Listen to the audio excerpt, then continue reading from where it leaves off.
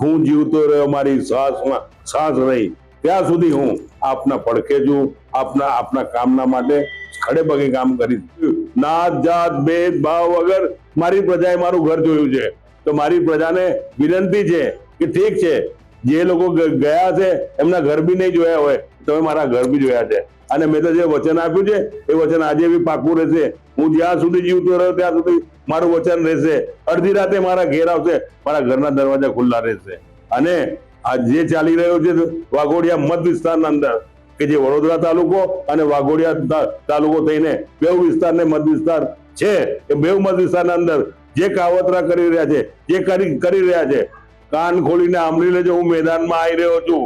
પછી જે 2 નંબરના ધંધા હોય કે જે બી હોય એ સમજી જજો, અને પોલીસ અધિકારી હોય યા મામલતદાર હોય સમજી જજો.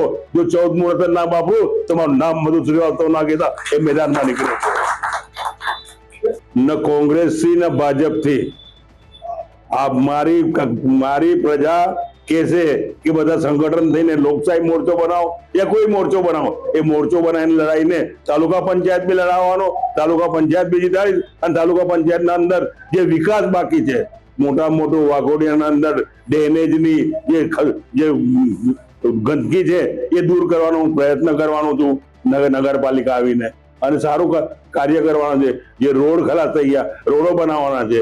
શુદ્ધ પાણી નથી મળતું, એ પાણી લાવવાના પ્રયાસ કરીશ. નર્મદાનું પાણી લાવ્યો છું, બધું જ લાવ્યો છું, પણ જેની પાછળ કોઈ વિકાસ નથી થયો, અને વિકાસ કરવા માટે જ આજે ઓફિસ ખોલે છે. હાલમાં મેં કેવડાવી દીધું, આવડે જ કેવડાવ્યું છે કે જે બી અધિકારી હશે કાન ખોલીને સાંભળી લેજો. આ મધુ શ્રીવાસ્તવ છે, કોઈના બાપથી ડરતો નથી, ખાલી ભગવાન સિવાય. બાકી કોઈને સિંગડા ઉગ્યા નથી, બધાને ઠેકાને પાડી દઈશ. આટલું ધ્યાન રાખજો.